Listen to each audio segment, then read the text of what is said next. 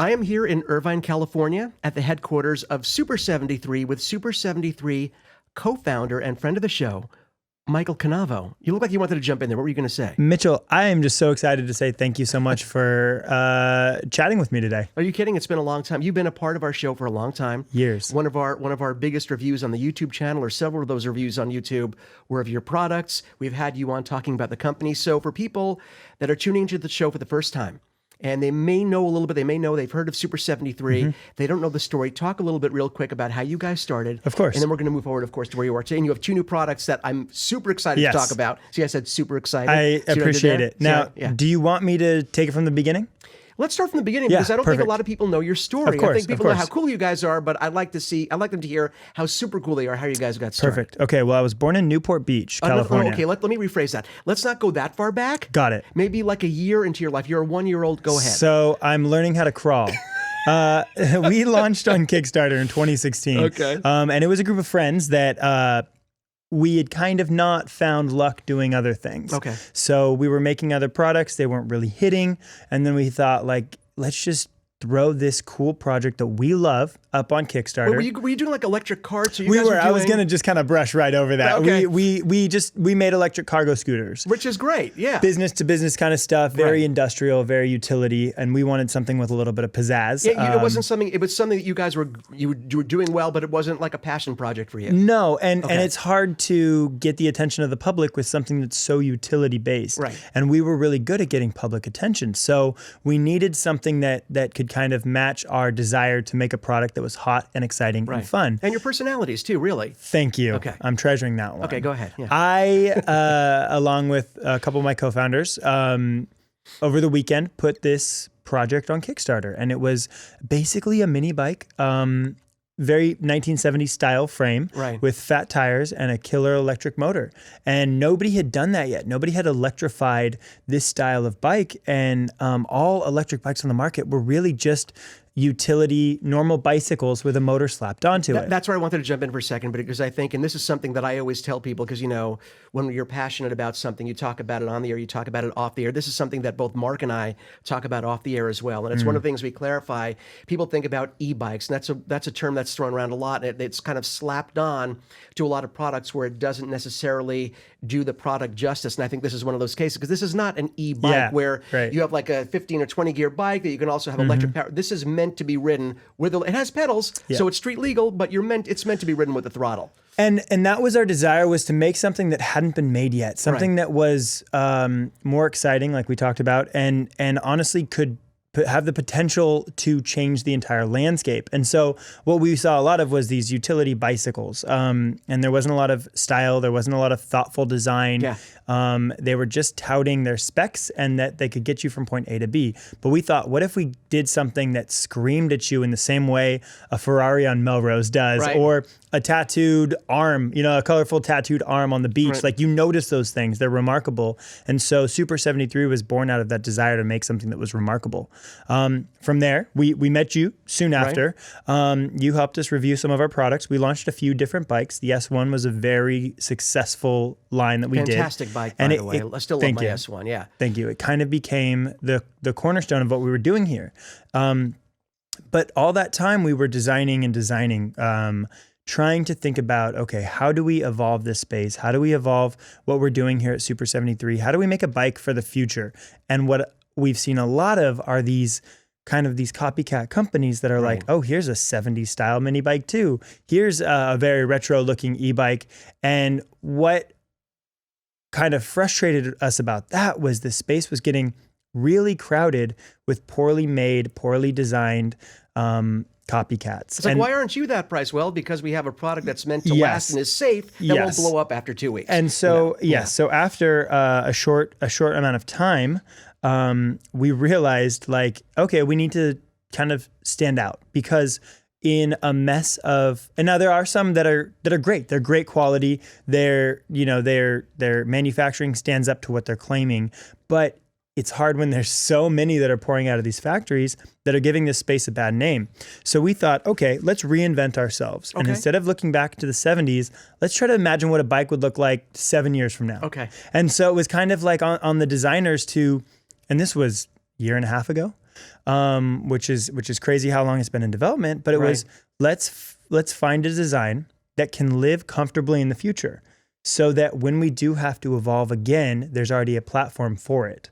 And so we took a lot of the design language that was in our previous bikes, a lot of the cool angular designs and obviously like the 73, and we brought it into this new bike. But what's exciting about this new platform is it's smart.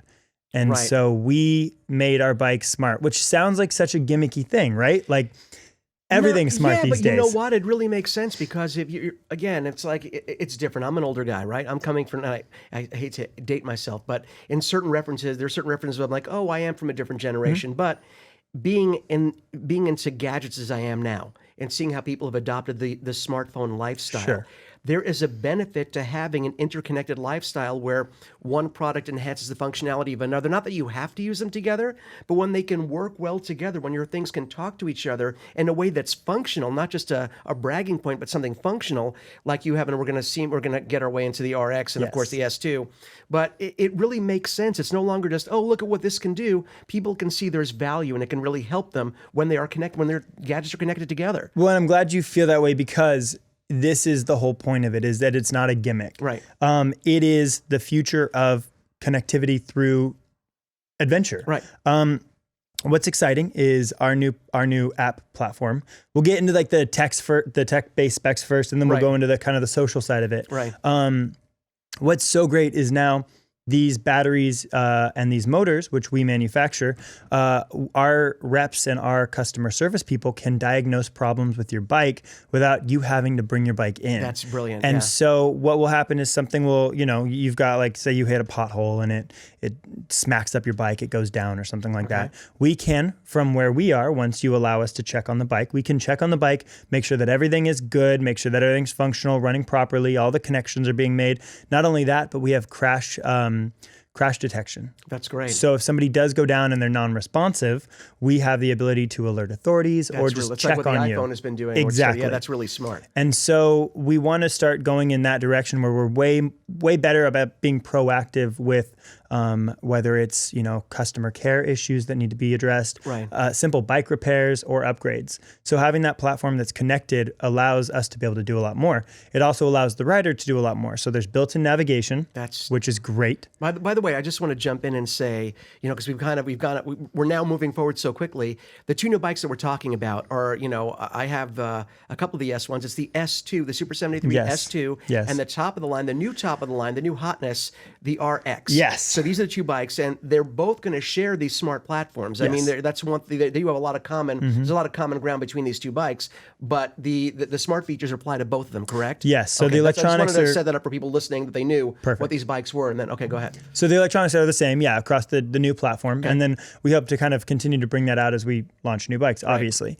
And so so what's great is that you have built-in navigation. Right. So you hop on the app, plug in your destination. It's app-based, connected to your phone, correct? Put your phone away, and now your display on your bike will tell you turn by turn where to go. That's smart. Which is really helpful, because we've all had to deal with either holding a phone while riding or having it on one of those phone mounts. It's great, but it's also just not the most convenient thing. Right. Beyond that, we now have a security feature, which is really exciting. So your bikes are chipped and GPS trackable. Wow.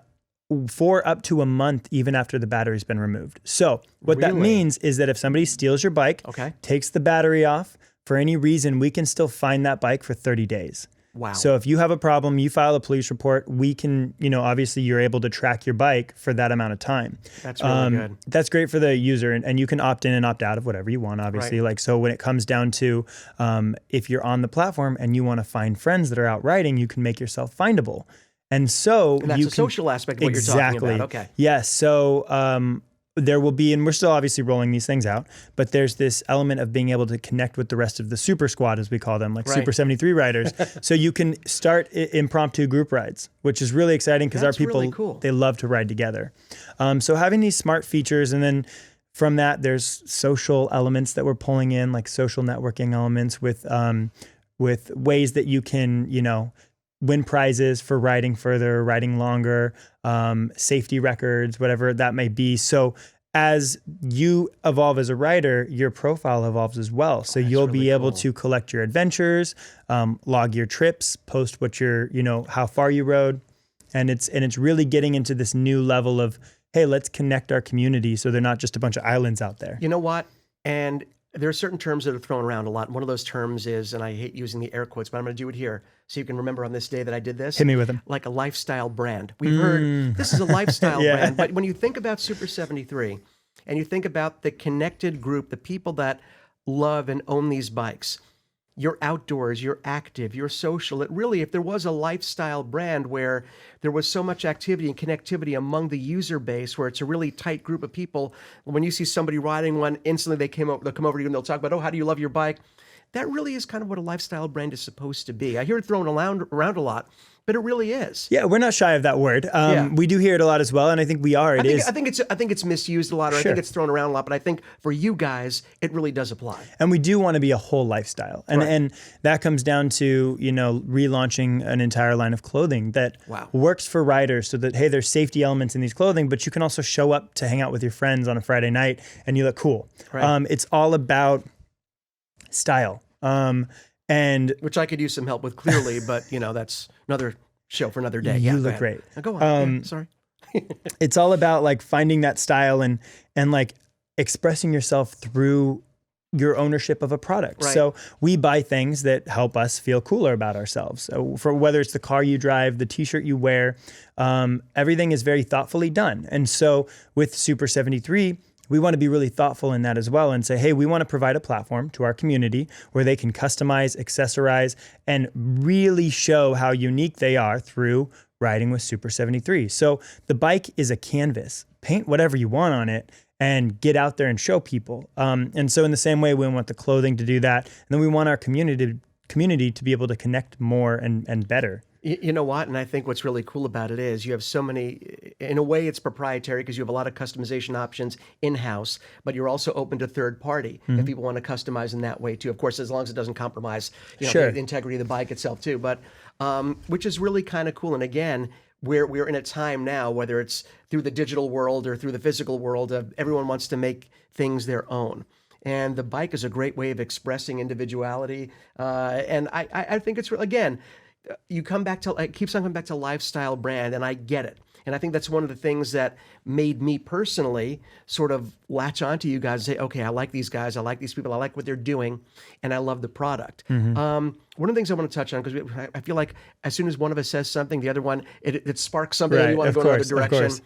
I want to talk about the challenges of success. And I know that sounds really silly because people are saying, oh, I've killed to be success. But your company became successful and continues to grow exponentially.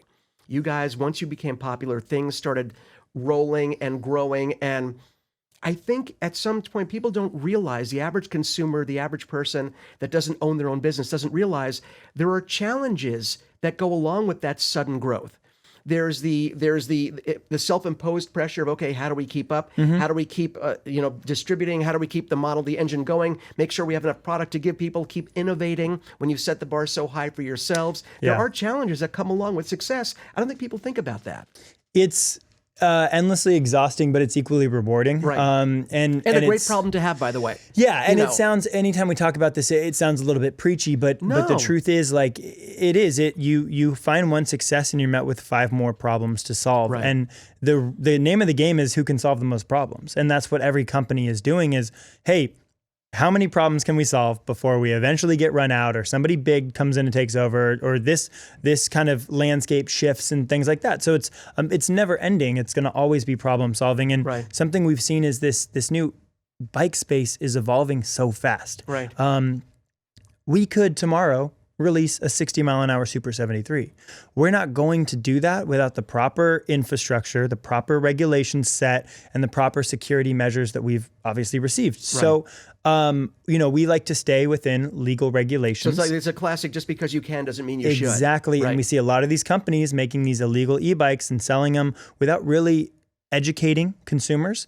And what we're going to start to see are a lot of accidents because of these bikes. Right. A lot of insurance kind of problems happening. Like which is going to ruin it for everyone because it's going to change the way they regulate these bikes. Exactly. These 60 mile an hour e-bikes are going to plow into somebody, whether they're at a crosswalk or hit a car or something. It's the Wild West. Right. And so we have taken the stance of saying, hey, we are not going to evolve until regulation is able to meet us there. And so we are making class 1, class 2, class 3 bicycles, and they sit within the legal regulations.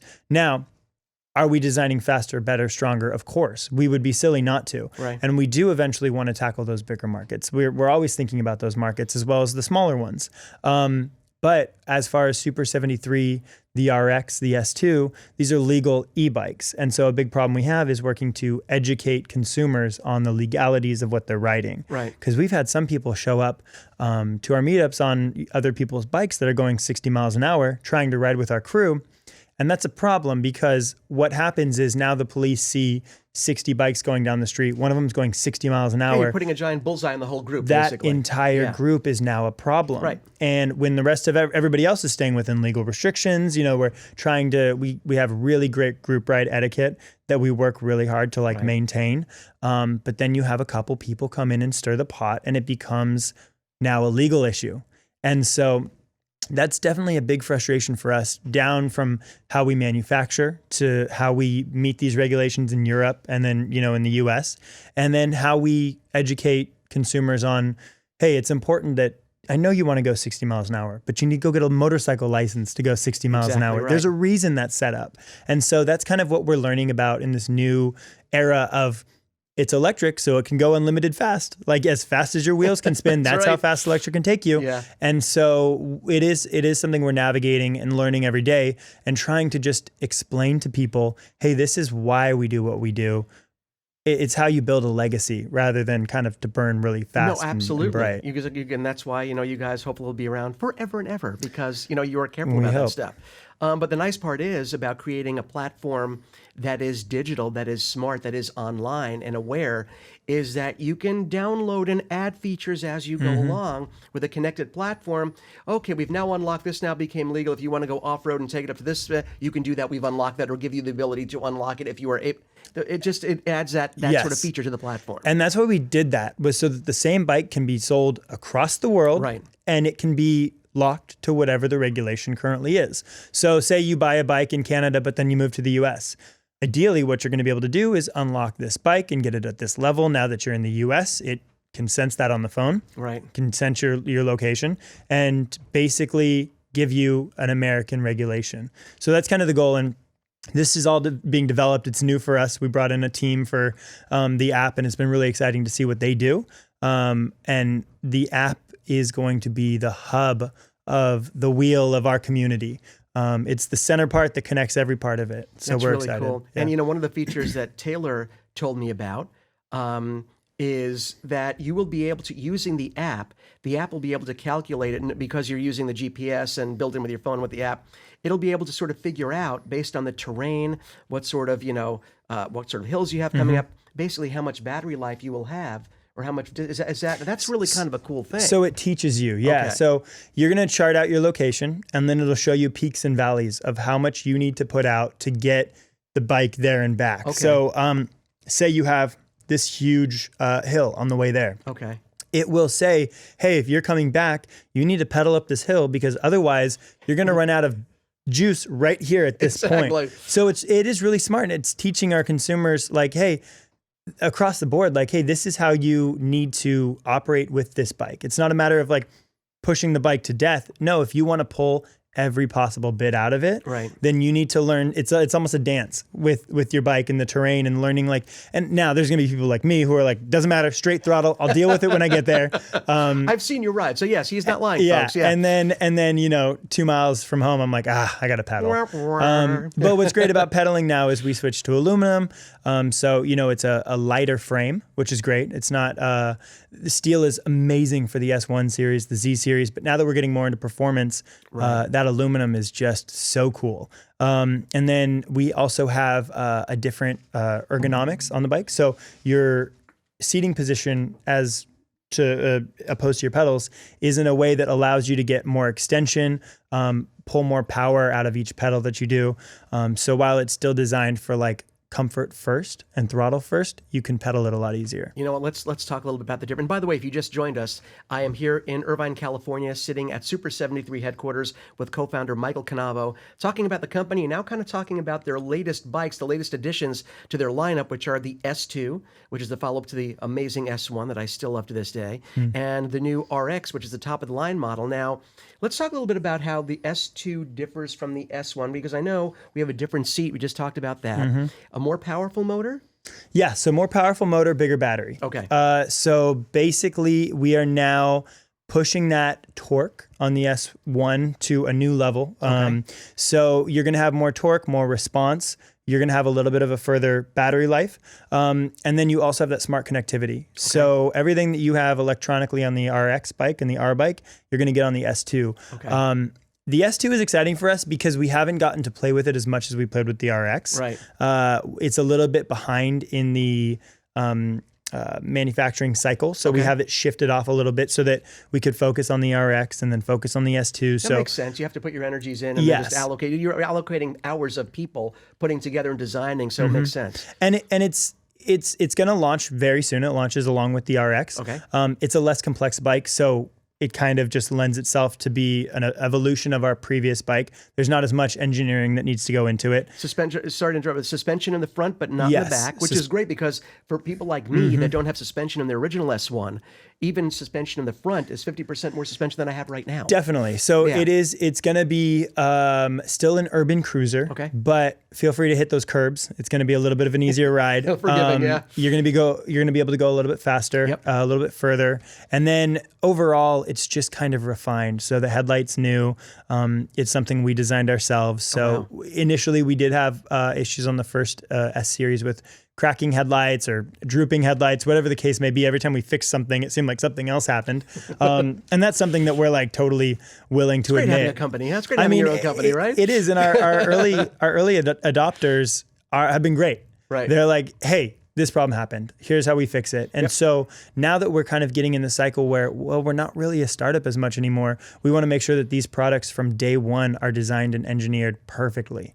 And so what you're getting with the S2 bike is that pure evolution of the S1 platform. Everything that every customer has ever said to us about this bike has gone into the S2. And so we had a lot of people giving us feedback on like, well, the seating position on this, or the seat on this, or the way that it's pushing me forward, or the headlight drooping, or the handlebars being rigid, whatever the case is. We've thought about that and really meticulously designed an evolution, a big brother, to the S1 that kind of addresses all of those. With that being said, the S1 is iconic, and it is still one of our best-selling bikes. There is no time in the near future where we're going to pull that thing, because that bike is a workhorse. It's utility. It does everything right. It's style. It really is. It's the bike that kind of caught Casey Neistat's attention, caught Will Smith's attention. And because of that, we'll never, not love that bike. And so we're trying to work out new ways to bring some of the cool things from the S2 to the S1. So the seat, we want to be able to offer the seat, the new seat. I love that seat, by the way. I was riding it for people that didn't know. I was actually riding the bikes before we did this interview, so I would have some context and say, oh yeah, the seat. And I love the seats because, again, I think we're on Gen 2 of the seats on the S1 right now, and this will be the third different. And they just keep on getting better. Thank you. More comfortable. I want to take that seat and retrofit my old S1s with that seat. And that's what we want people to be able to do. Yeah. It's thinned out in the front, so it's way better for pedaling. Yes. In the past, and your man parts, and I'm sure women parts too, but as a man, I'm talking about from that point of view, definitely. And in the past, when you would pedal, it would kind of bump up against your thigh every time you pedal. Right. And so just little things like that, where we're like, oh, we could trim down the front part of the seat, make it longer for two riders, and then the headlight, all of those little things, they're going to affect the bikes that we sell as the S1s. So we're going to have a full accessory suite, which will be really exciting. So anybody who's got an S1 is just going to be able to evolve their S1 a little bit more too, or switch up to the S2 if they decide. That's really cool. And do we have a price point right now for the S2? Or has it not been Yes, announced yet? the S2 is released. It is on sale right now. It's currently discounted. Okay. I got to check. Let me see. What is the exact discount price? I know. I don't want to give. I'm personally curious because it looks amazing. You know what I get in trouble for a lot?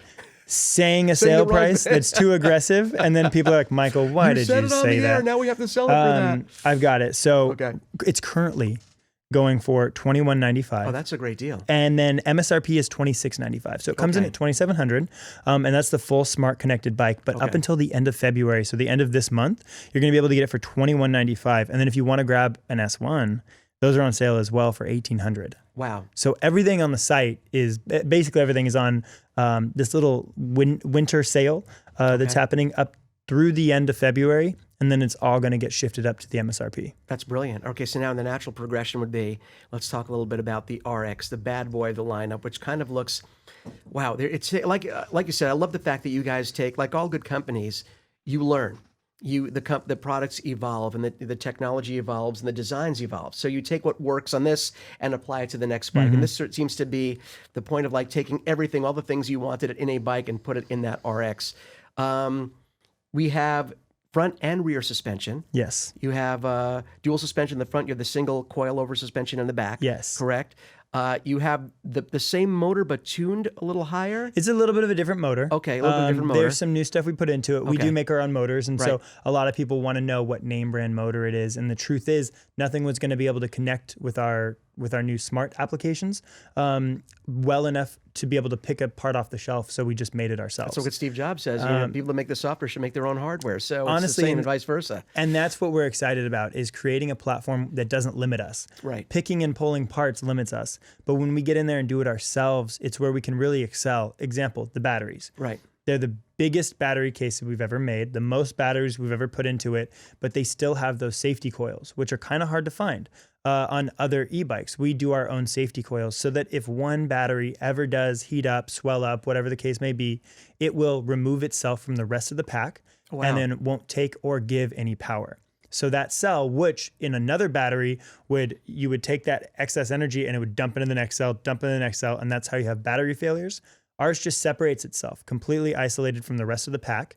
And then that pack can continue to live while that other battery just sits there. That's really smart. And by the way, from a design standpoint, and I keep on cutting you off because I get excited when you talk about stuff. From a design standpoint, you took something that could have been a negative where, okay, we have to increase battery size. If you're increasing capacity, the way batteries work, you're increasing battery size. That's the way technology works. But by increasing the battery size, you integrate it to look like a full-on gas tank. I know. So it looks like a beautiful gas tank on a full-blown motorcycle. It looks killer. And so you took something that could have been like, well, a negative, and turned it to an aesthetic positive because it looks amazing now. Thank you. So much so that people on ads who have never seen the Super 73 are like, why is there a fake gas tank on a bike with no motor? Now you did your job well. You did your job well. So yeah, and then people in the comments will be like, the motor's in the back wheel. And they're like, why is there a fake gas tank? That's the battery. And then it's like, oh, okay. Yeah, that makes sense. We also had a thing where a lot of cyclists are saying, stop putting the battery on top. Because the center of gravity is a big thing to cyclists. Now, we can tell you that these bikes are heavy enough to where a battery on top really doesn't affect your center of gravity. Now, if you're dragging your knee and pulling tight corners, it will obviously a little bit. But that's not something that we really do with our bikes. Right. And so what we did was, just to make everybody happy, we created on the down tubes, you can move a battery down and have your battery on the down tube, or you can have a second battery and put that on the down tube. Oh, wow. So and double your performance and double the double your range. Yeah. And then there's a spot for a third if you're a crazy person. Oh my gosh. Like, get to it if you want to ride that far. And so we've created accessory mounts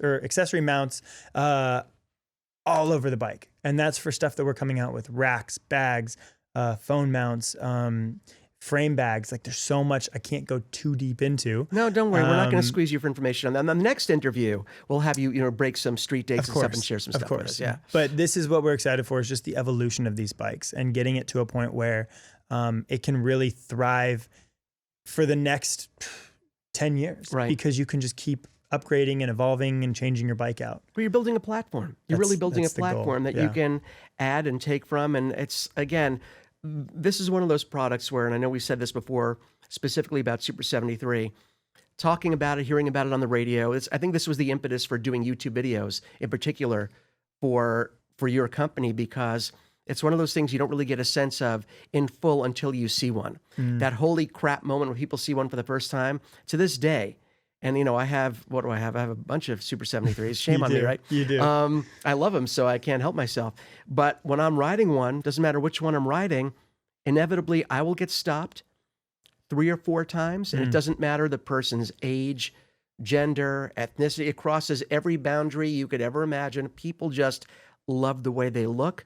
They want to know, where can I get one? Where can I learn more? And I'm like, oh, go to Super. So I'm telling our listeners too, by the way, this is my backhanded way of saying, make sure you do go to super73.com. Yes. Check out the lineup. You can see there are videos, and you'll start to learn that the community is so supportive. And it's such a part of what you guys do. Yeah. That it really kind of, the inspiration, I think, works both ways, right? Yeah, we have 3 pillars here, and they're one of the pillars, which is, it shows you how important that is next to customer service and design. I mean, that's it. It's like our community is everything. And so to us, we listen to the community. We are excited when they have ideas for us. And then we want them to be so proud of those moments where somebody comes up. Like I said that Ferrari little sports car. Right. It is, because it's remarkable. It's something that's worth making a remark about. And so it begins conversation. It builds relationships. Like we had a couple that they got married, and then they took their wedding photos on their Super 73s. Oh, I love that. Because the community is such a big part of their life. And so it really is. It's like you want an instant group of friends, ride a Super 73. And so with that being said, everything we do is very community minded. I love that.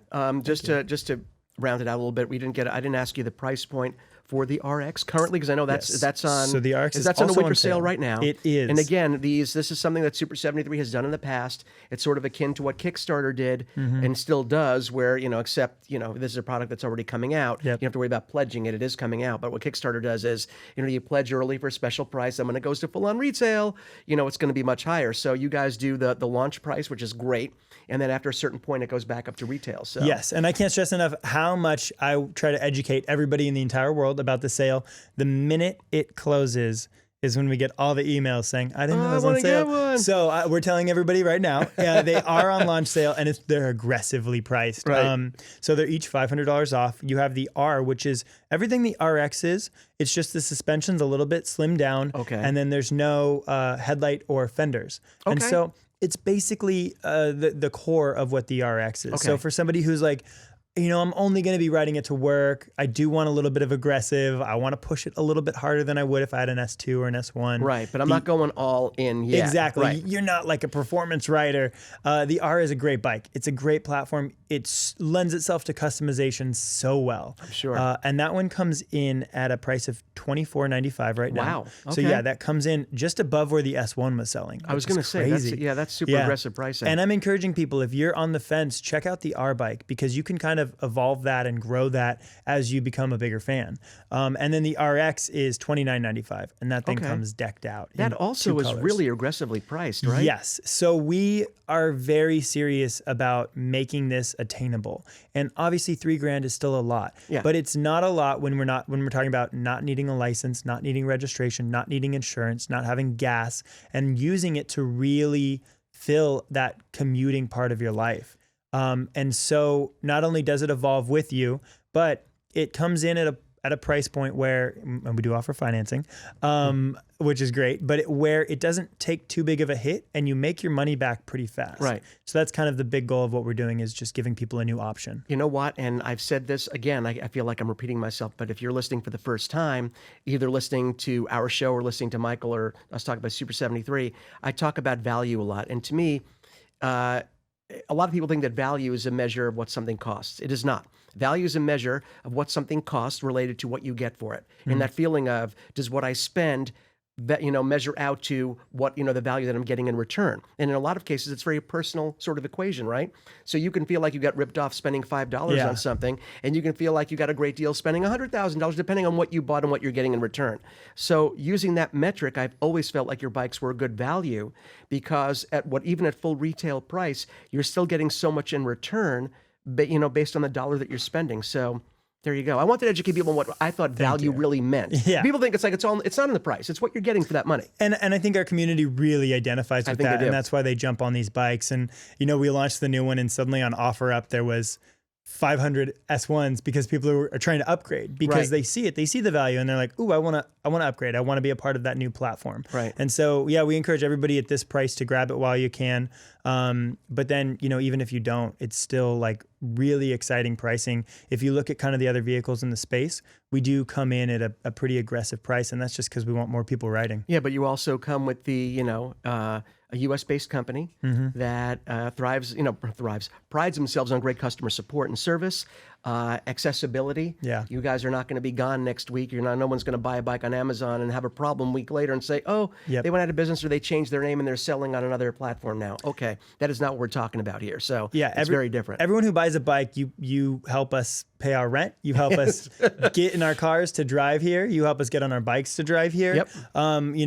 We hang out here on the weekends, and so sometimes people cruise by and we're just here hanging, so we can give them a test ride, show them the warehouse, and so it is really a cool community thing. So as we grow, we really want that more. We want people to engage with us. So if you do have questions, give us a call, shoot us an email. You're going to get a human being working here in Irvine, and we'll be able to kind of talk to you about your new ride. You know what? If you have any more questions, anyone listening wants to learn more about the bikes, definitely go to Super73.com. Also, if you go to YouTube.com/YourTechReport, I think we've done about 4 or 5 videos on the different bikes, different reviews, just talking to you guys about the state of affairs, what new technologies you have coming up. So it's a great way to learn. And you can find a lot of stuff on YouTube, not just from us, but there are a lot of people talking about the bikes, and really, and again, you get to see the passion, but we get to have you on and hear about how the company started, how the company continues to grow. And you'll always give us something to talk about, because that's the wonderful thing. We have a fun time sitting here talking about this stuff, but you always have new products coming. And as you talked about, a year and a half, you started to, this stuff that's coming out now started a year and a half ago. So I can only imagine what you're working on now. Yeah. That a year and a half or 2 years from now, we're going to be talking about going, how come you didn't tell me that, man? If the people allow us to stay in business that long, we've got plans 20 years down the road. I love it. That's what's super exciting for our team and our designers, especially, is that innovation. So, well, you know what? I want to thank you again. You're a good guy. You've become a friend of mine in real life. Because of work, we become friends, and that sort of sparked this whole relationship between our two, not brands, or two companies. And I love the fact that you're willing to come on and talk to us and share your experience. And I can't wait to hear what is coming up next, even though legally, I know you're not allowed to say it, but Michael Cannavo, thank you so much for doing this with us. Thank you so much, Mitchell, and to your entire audience. I really appreciate the time you guys gave me, and I'm really excited to continue to tell you what is coming out next.